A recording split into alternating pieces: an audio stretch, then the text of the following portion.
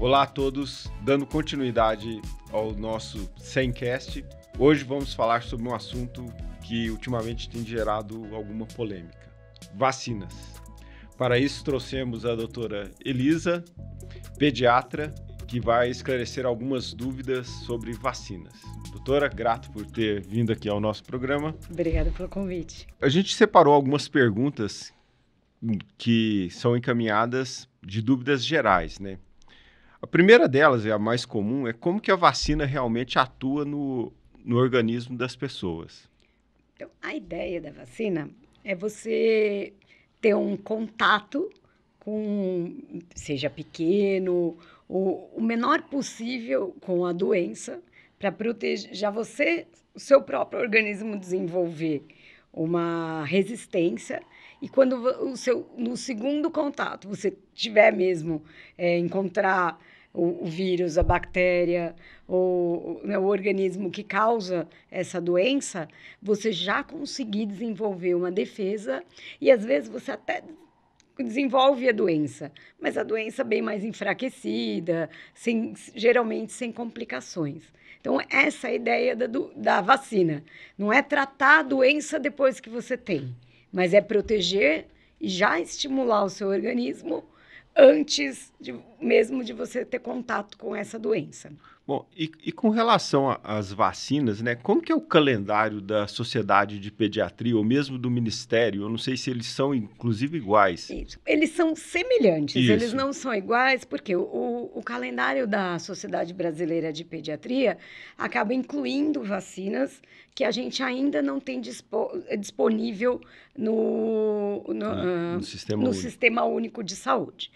Hoje, em 2022, que nós estamos, a gente tem disponível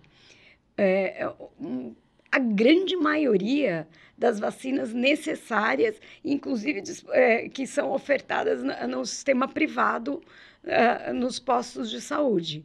A gente pode dizer que sobre a qualidade do que é oferecido no Sistema Único de Saúde é muito boa, só que é claro que a gente tem algumas diferenças. Então, a gente acaba conseguindo algumas vacinas que têm um diferencial, tem um pouco menos efeitos colaterais, que é possível você fazer no sistema particular e não fazer no sistema público. E pouquíssimas vacinas. Hoje, basicamente, a gente tem cobertura de alguns tipos de meningite que não tem ainda disponível no sistema público, mas que estão no plano nos próximos anos de entrar também no sistema público, mas que hoje ainda a gente só tem essa disponibilidade no privado. Mas, por exemplo, para doenças específicas, existem diferenças de vacina entre o privado e o público? Existem. Eu sei que, por exemplo, a Salk e a Sabin é um exemplo delas, né? Isso. Mas os outros... Na verdade, o que acontece com a Salk e com a Sabin hoje? Não existe a Sabin disponível para o sistema privado. Não é possível a compra da vacina Sabin. A vacina Sabin tem exclusividade, é produzida com exclusividade no governo. Então, você só encontra essa vacina hoje no sistema público. O sistema público, hoje, aplica também a Salk. Não mais, antigamente aplicava só. Então, a gente... Mas para crianças específicas, né? Não para todas as crianças. Todas as crianças recebem a Salk hoje no sistema público. A gente está tendo a aplicação da polio, né? A Sabin, exclusivamente nas campanhas. A gente só tem a campanha, porque a gente vê que numa única picada, a Salk é possível ser dada associada com outras vacinas, e isso também é utilizado no sistema público. Então, a criança acaba recebendo as duas. E quem tomou a Salk pode tomar a Sim, sem problema algum. Inclusive, recomendamos, porque a cobertura acaba sendo ampliada quando você toma esses dois tipos de vacina contra polio. E, assim, óbvio, acredito que quem utiliza o calendário do governo, né, também pode no privado utilizar o calendário. No consultório, muitas vezes, o que a gente recomenda é a pessoa seguir o calendário do Ministério e a gente complementar, dependendo da condição financeira da pessoa. Claro que tem pessoas que têm uma condição melhor, preferem fazer todas de uma maneira privada. Nenhuma opção está errada. O certo é tomar as vacinas. E assim, toda criança pode ser vacinada? Ou tem algum grupo que a gente deve evitar? Infelizmente, a gente tem alguns casos que não podem ser vacinados. São algumas crianças que têm problemas de imunidade. Existem alguns tipos de vacina que a gente também deve evitar em algumas crianças. Então, hoje a gente tem vacinas ainda que a gente recebe que tem o organismo, seja ele vírus ou bactéria, enfraquecidos. Então, crianças que têm problemas de imunidade, crianças que vão ser submetidas a uma quimioterapia, crianças que vão fazer uma cirurgia cardíaca e podem necessitar de uma circulação extracorpórea, elas não podem usar a vacina com esse micro-organismo enfraquecido próximo da cirurgia ou enquanto a imunidade estiver diminuída. Então, sempre são orientadas a não receber essa vacina próximo do tratamento. Por isso, de novo, que a gente sempre bate na tecla, procure o seu médico. É muito importante as consultas de rotina, até para os procedimentos de rotina, como vacinação. Bom, obviamente, a gente vai entrar no assunto de vacina de Covid, que gerou uma polêmica muito grande, né? Mas, assim, eu acho que até 5 anos atrás ninguém questionava que tipo de vacina, né? E que marca de vacina estava usando. Então, atualmente as pessoas questionam isso, né? Assim, a pergunta é, realmente dessas específicas para uma doença? Então, existem vacinas diferentes isso ficou ampliado com a pandemia, é verdade. O que acontecia antes da pandemia? A gente tinha uma diferença entre algumas marcas, mas são diferenças muito sutis. E se a pessoa tomasse a marca A, B ou a C, o resultado final era muito pouco diferente. Agora, o que a gente está vendo na pandemia é que a gente teve uma aceleração muito grande no processo de produção dessas vacinas. Então, hoje, a gente não tem um tempo hábil para dizer a vacina A é melhor do que a vacina B, do que a vacina C ou do que o método C. É mesmo, porque eu acho que isso requer tempo de estudo, né? Isso, um tempo de estudo e às vezes o que a gente estuda no laboratório, nem sempre na prática a gente tem uma resposta igual, mas a gente teve uma necessidade muito rápida de resposta e então começou-se a ter uma disputa maior entre os laboratórios de tentar provar que os seus produtos eram melhores. Né? Antes da pandemia, a concorrência tinha uma disputa, sim, só que essa disputa era muito mais voltada ao médico, quem prescrevia, do que ao cliente, quem recebia. E hoje em dia, com essa pressa, foi tentado passar isso para o público. Infelizmente, tanto os médicos quanto as pessoas que não são médicas, a gente acaba sendo leigo no assunto. Não. Porque existem técnicas tão novas de lançamento de vacinas que a gente não tem tempo nem de dizer o que é melhor. O tempo vai dizer para a gente. A gente está acreditando muito hoje nas informações fornecidas exclusivamente pelos próprios fabricantes. E é muito difícil essa comparação. Assim, particularmente, eu acho que adulto a gente não tem muita dúvida. Em criança, tem diferença do que, por exemplo, o governo indica vacinar após os 6 anos. E a pediatria em si, a literatura em pediatria? Então, na verdade, a gente percebe que algumas vacinas têm uma liberação maior, mas a gente segue no meio dessa confusão de pandemia, a gente tem que escolher o norte a quem seguir. E o norte que a gente segue é exatamente aqui no Brasil, todas as orientações do Ministério da Saúde e da Anvisa, né? Especialmente na liberação da Anvisa. Independente do que a gente receba do fabricante, que pode ser, e dos estudos, os estudos mostram para a gente, às vezes, uma liberação muito maior, mas a gente acaba seguindo as orientações da própria Anvisa, o que eles liberam, o que eles recomendam, mesmo a gente sabendo que algumas podem ser um pouco diferente do que é liberado. Mas eles analisaram estudos mais precisos e tudo, e a gente acaba escolhendo eles como norte para guiar a gente na liberação dessas vacinações. Bom, com relação à vacinação, a criança, por exemplo, que perdeu seu histórico, sei lá, numa mudança, o que fazer com essas crianças? O ideal, todos nós hoje em dia, e isso na verdade não é hoje em dia, estou dizendo 1 ano, 2 anos, mas muito antes de eu me formar, somos obrigados a manter o histórico de vacinação do paciente que é feito no meu consultório. Então, se você fez suas vacinas no posto de saúde, você pode ir lá no posto de saúde e eles têm que emitir uma segunda via. Infelizmente, nós estamos falando de épocas que não existia o computador, pode ter sido perdido, arquivos foram molhados, pegaram fogo, tiveram algum problema, pode ter sido. Na eventualidade de você não conseguir comprovar nenhuma vacinação feita, a recomendação pela Sociedade Brasileira de Pediatria e de Imunização é você reiniciar toda a vacinação, como se você não tivesse tomado nenhuma vacina.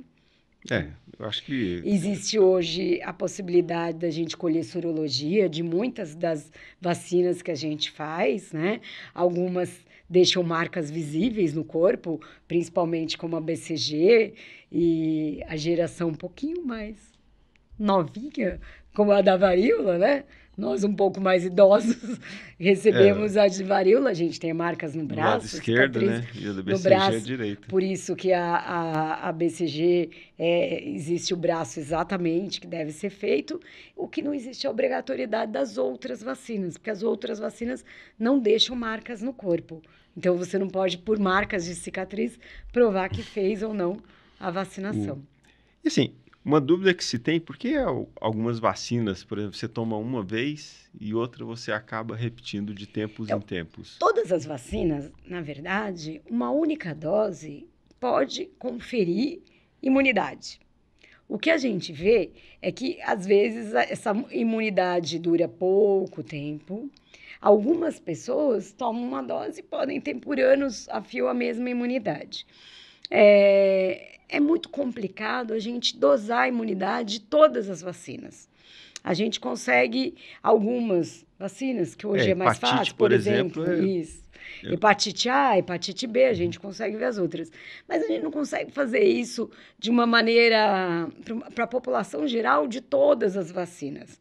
Então, o que a gente considera uma vacina adequada, né, que a gente está discutindo muito por causa da pandemia. O ideal é a gente ter uma cobertura vacinal de pelo menos 95% que funcionou no seu organismo. Então, é assim que é escolhido o número de doses. O número de doses mínimas que você vai conseguir ter uma cobertura acima de 95%. Claro que na época da Covid, isso mudou, esses números são totalmente diferentes. A gente não pode falar em 95, às vezes, alguns números, porque a gente tem pressa, a gente tem uma mortalidade muito alta, não dá pra gente, não está dando tempo de esperar uma vacina para isso. Estamos falando isso das outras vacinas. Então, uma vacina que você tomou uma dose, mas